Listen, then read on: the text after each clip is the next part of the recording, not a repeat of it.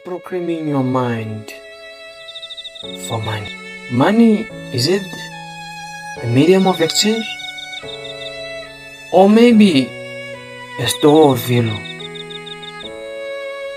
You have been praying for a breakthrough, but deep down, you still think like someone who is defeated.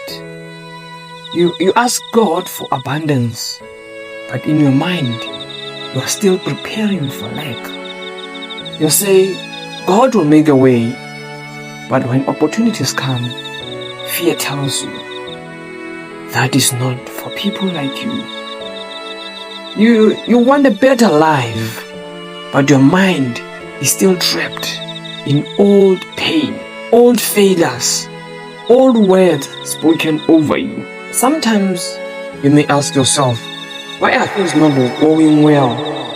Why is my life going through a rough patch? Why this negativity? This hurts me. Why all this? Well, there's one thing you should know. Your mind has some frequency, and the energy that your mind is emitting to your environment, and that is exactly what comes to your life. All these are determined by the information you have in your mind. This can be from your childhood upbringing. So you must be careful of the at least first 5 years of the child upbringing, because this will determine his or her life. Some of you grew up hearing the words like, people like us always struggle, or money is only for the lucky, or rich people are evil, or like dreams are dangerous. And now you are older, but those voices are still living inside your head. You are waking, praying, trying, but the real battle is not outside of you. The real battle is in your mind. The enemy knows that if he cannot stop your future, then he will try to control your thinking.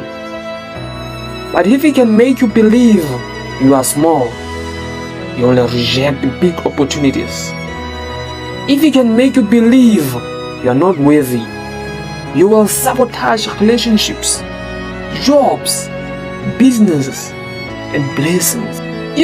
If he can make you believe that you were born only to suffer, then even if God opens a door, you will be too afraid to walk through it. And you know, the Bible says in the book of Romans chapter 12 verse 2, be transformed by the renewing of your mind. Notice that God did not say your life changes and your bank account changes. He said your life changes when your mind changes, because money without wisdom can destroy you.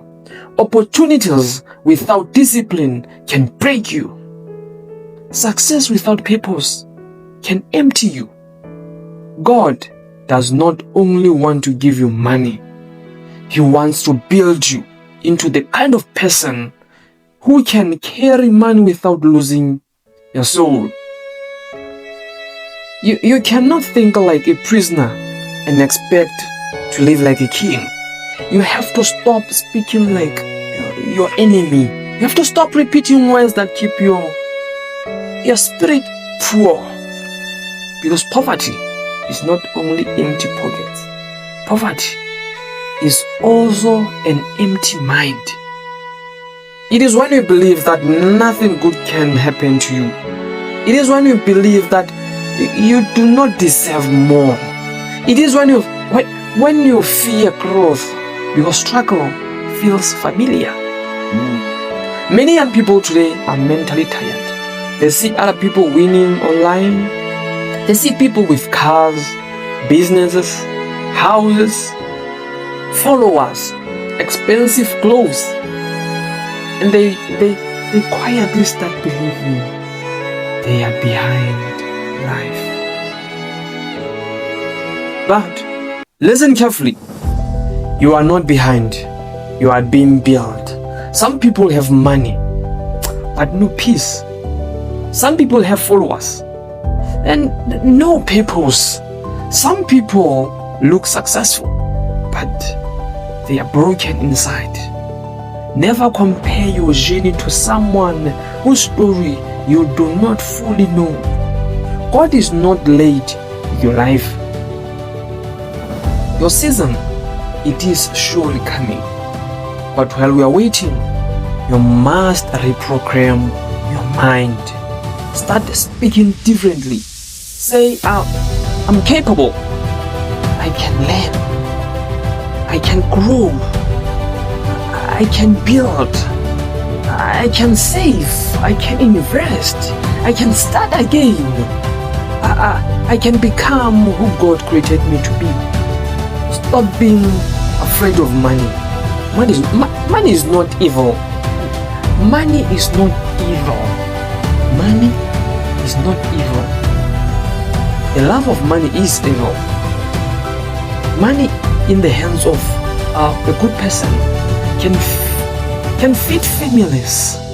Money can build schools. Money can support churches. Money can create jobs. Money can change communities. So do not be ashamed of wanting more.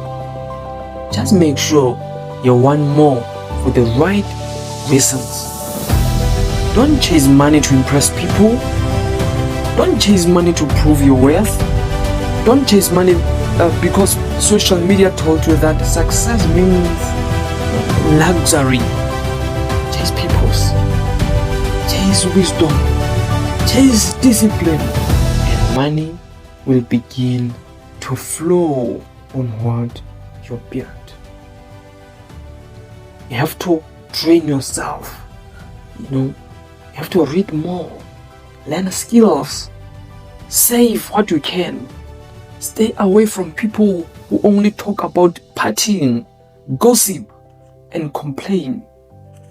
Protect your mind. Guard your heart. Protect your spirit. Protect your future.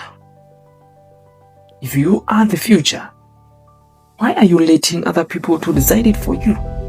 Because the people around you can either feed your faith or feed your fear. And some of you need to understand this. You do not need to be born rich to become successful. You do not need famous parents. You do not need perfect connections. You do not need the smart or the best start. You only need faith, wisdom, discipline, consistency, and the courage to keep moving even when life gets hard. God has not forgotten you. Your current struggle is not your final destination. Your mistakes are not your identity. Your failures are not your future. This is not the end of the story. You can rebuild, you can recover, you can rise, you can become financially wise, you can become mentally strong, you can become spiritually mature, you can become everything God called you to be. But first, you must change what is happening in your mind. Because when your mind changes, your words change. When your words change, your actions change. And when your actions change, your life eventually changes. And when your life changes, generations after you will feel the impact. So today, stop speaking like you are defeated. Stop thinking like you are created only to survive. Stop shrinking yourself. Stop doubting what God put inside you. You're not weak. You're not forgotten. You're not too late. You're not disqualified. You're still here. And as long as you are still here, God is not finished with